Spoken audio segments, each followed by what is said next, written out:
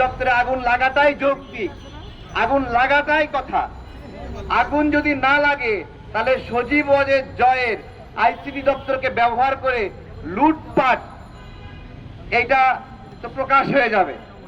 আজকে সচিবালয়ের এই দপ্তর পুড়ে যাওয়ার পিছনে যারা কারণ খুঁজে না পান তারা একটু বুঝে নেন যে এই দপ্তরে আগুন লাগাটাই যৌক্তিক কিনা। না, এই দপ্তরে আগুন লাগাটাই যৌক্তিক, আগুন লাগাটাই কথা। আগুন যদি না লাগে তাহলে সজীব ওয়াজেদ জয়ের আইসিটি দপ্তরকে ব্যবহার করে লুটপাট এইটা তো প্রকাশ হয়ে যাবে। এবং ওইটাই কিন্তু আসিফ মাহমুদ বলছিল যে তারা একটু গোছাচ্ছিল হাজার হাজার কোটি টাকা লুটপাট কিভাবে হয়েছিল সেইটা, এবং পুরাটা পুড়ে ছাই হয়ে গেছে, পুরোটা পুড়ে ছাই হয়ে গেছে।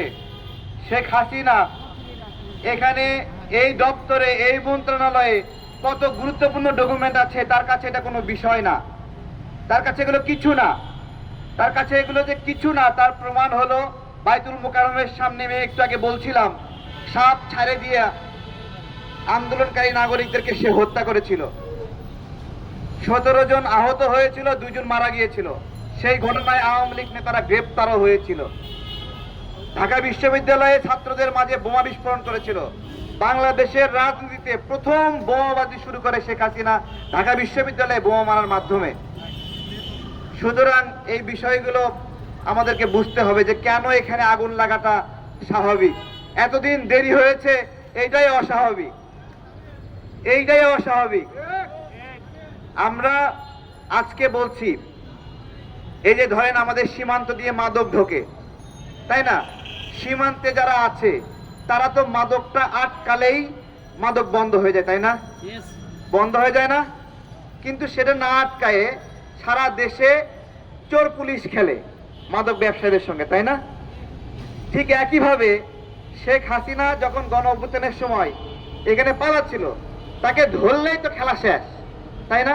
কিন্তু খেলা শেষ করা হয় নাই।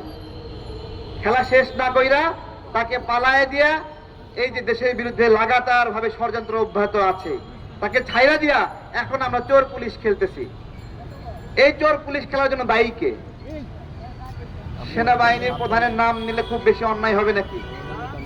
হ্যাঁ, ওনার কোনো ডিসিশন ছিল না এখানে যেতে দেবেন উনি? মায়া দেখাইছে শেখ পরিবারের সদস্য, শেখ পরিবারের সদস্য কিছু করা যাবে না, তাই তো? শেখ পরিবারের কোন সদস্যকে এই সরকার গ্রেপ্তারের জন্য কোনো কার্যক্রম করেনি, কোনো কার্যক্রম, কোনো তৎপরতা নাই, কেউ গ্রেপ্তার হয়নি, একজন গ্রেপ্তার হলো না। কেন?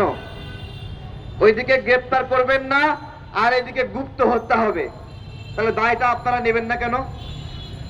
এবং এই যে গুপ্ত হত্যা বিষয়ে আমাদের স্বরাষ্ট্র প্রতিমন্ত্রী একটা বারো একটা কোনো বক্তব্য দেয়নি।